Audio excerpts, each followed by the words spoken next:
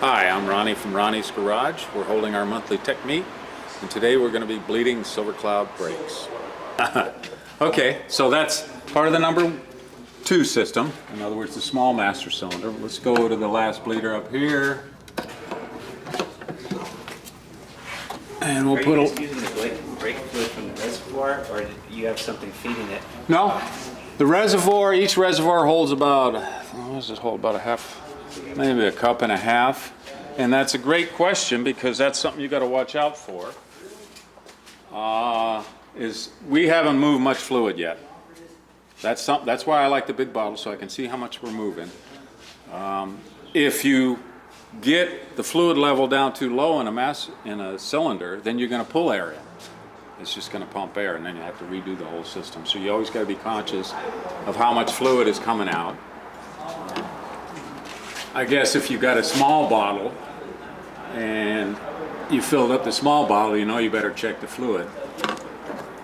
So you'd have to go to the top of the car and check the fluid. This is a pretty easy one.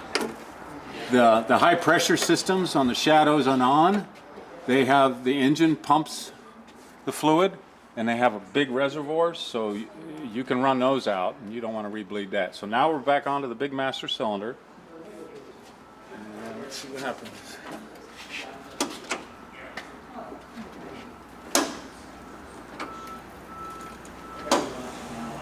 And that upper master cylinder is getting stuck because it's, see that extra play we're getting? So if you wait, see how it gets less of the play? The piston's returning.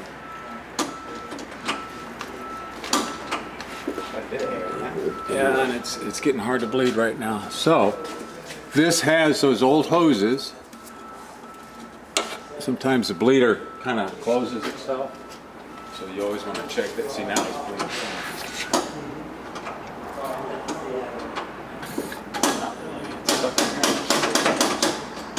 On these cars, are the bleeder screws long enough that you don't get any air slipping past the threads on the stroke? Well, you know, now this one, there's a problem with this one. The master cylinder is sucking some air right now. It's sticking, so that's going to be added to the estimate because it's coming in for braking problems. He's not happy with the brakes, and I'm not happy with the brakes.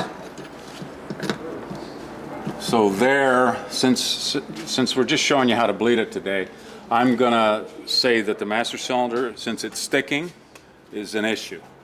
Okay, the air in this is because it's sticking. It's allowing air in. Plus, I don't like the old hoses. We're going to sell that to him. And then the servo's got an issue because he complains that when he backs out of the garage, it doesn't want to grab, and that's usually the reason for that. Is the servo works as a mechanical assist that works after the drive shaft turning. So the drive shaft has to be turning before you have any assist on this car. So you got to be moving. Right? The drive shaft's not going to turn until your wheels are moving in the back. So everybody, most people, when they park their car in the garage, they come in a forward direction, right? And they come to a stop, it works great, and they park it. And then the next time they drive it, they start it up cold. It's on fast idle, which it's supposed to do, otherwise it loads up. And then they just put it in reverse, and then the thing rolls about 2 or 3 feet before the brakes start grabbing. Now that's an exciting feeling. Right? That's an exciting feeling. And it makes your eyes get big and other parts get smaller. So it's the problem is in the servo.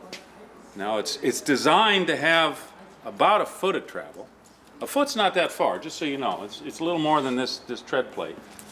But if you're, the problem is when it's cold, it's on fast idle. So the engine really wants to move that car. And unless you have your foot on the brake really hard, holding the mechanical part of the brakes, it's going to take off on you. And the servo has a certain amount of play, and that's what we looked at over here. Is this right here is too much, but I've seen a lot worse. And this servo, when it turns, as you see, it's applying the brakes. Okay, now which direction is it? This is forward. So when you're going forward, it goes this way. And then when you go backwards, it goes this way. So if you look at the amount of play in here, that's going to make a big difference when the car is racing at 1,500 RPM and wants to move. Does that equate it to more pedal travel or just? The pedal travel is something totally different on Totally this different, car. okay. That's just the clearance between the rear brake shoes and the linkages in between. And then, of course, there is the servo. But that basically, the drive shaft has to move farther because there's more slack there before it engages. The master cylinders do not get engaged until the car is moving. So whatever brakes you have, you know, whatever the pedal height or whatever, you can be standing on those things, and the hydraulics are not going to come into effect until the car starts moving. It's by design. So back into your garage. And that old car over there has the same kind of thing. It's all mechanical, cables and linkages, but it still has a servo, and that works the same way. So we don't need to go any further on this. I've already given you basics on the bleeding of the brakes. Things to watch out for are if when you're bleeding it, you get a whole bunch of play in this all of a sudden. That means one of your master cylinders is sticking, which this is doing, the upper one. We figured that out by the amount of air coming out up there, and it doing it when I was bleeding the number one system. Just use your hose. Watch out for those little ball bearings in the bleeder. And that's it. Don't run it out of fluid. When you Question? said you didn't like the brakes, what symptoms did you see? Well, he told me about the first thing in the morning thing. So through my experience, I know that it's on fast idle, and most people pull in forward. When they go into reverse, then it doesn't want to stop. But what I felt when I drove it is too much pressure. I had to put too much pressure on the brakes before they would start to grab. And a lot of things can cause that. But we already pulled off the drums. We inspected the wheels. The wheel cylinders are not frozen. That's a real common cause. Is these cars sit, wheel cylinders freeze, and you can push it as hard as you want, but it's not going to put the brakes out. It's not going to make them. Brake linings are good. Master cylinders are not leaking, but through this bleeding process, we have found a problem with one of them.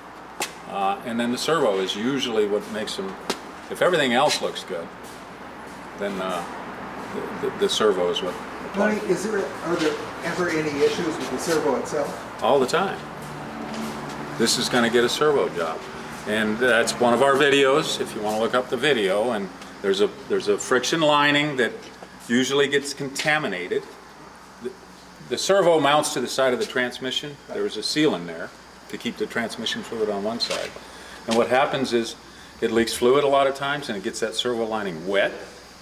So yeah, it's just like a wet clutch for your manual transmission. It's going to shudder and make, it's not going to hold. And then a lot of the other thing that usually goes bad on the servos is they get glazed. Now, if you're driving around a car with marginal brakes all the time, you're always on that. It's just like glazing the brake pads on your car. They start to, and they don't grab as well, and they make noise and all kinds of stuff. So in my experience, I want to sell them a servo, rebuild. We rebuild them, and then the master cylinders and hoses, and his brakes should work perfect when we're done adjusting everything. Great, thank you. Are you going to do the right front wheels? No, I don't see any need to because it's just a mirror image of that. Yeah. And plus, we got to bleed the brakes after we fix it anyways. And you talked about seizing of the piston. Does it make any difference whether you use the mineral oil or the stock 4 or the R30, 33 or whatever it is? Does it equal each piston if not driven in a certain fluid? Well, one has a tendency to freeze. Well, first of all, you can only use the fluid designed for the system in whatever Right. system. And brake fluid cars, which is this, I'm not sure what the basis is, but this is what I use. It's Castrol. It's either DOT 3 or 4, See, not that's your 5. regular brake fluid. That's regular brake Right. fluid. That is the hygroscopic fluid. Right. That is the stuff that attracts moisture. That is usually the type of car that has frozen calipers or frozen wheel cylinders. Now the mineral oil, the blessing to the mineral oil, there's a couple. First of all, it doesn't eat paint. Second of all, they never seize. I've never seen a mineral oil car with seized pistons. Okay, that's. But they leak still. So the mineral oil cars don't have that corrosion problem usually. What about the other fluid, the R33 or whatever? Well, there is no R33 that I Or know. whatever it is, that one in the The dot 5 is a silicone But the one you fluid. put in the shadows, Well, that's the same fluid that I use. I thought there was something in a square. Well, there's R363, which is That's what- technically what you're supposed to use, which is almost exactly the same as that, of dot 4. Almost exactly. Just has one extra additive. Any more questions? Cool. We'll take a break. I'll get another car in here.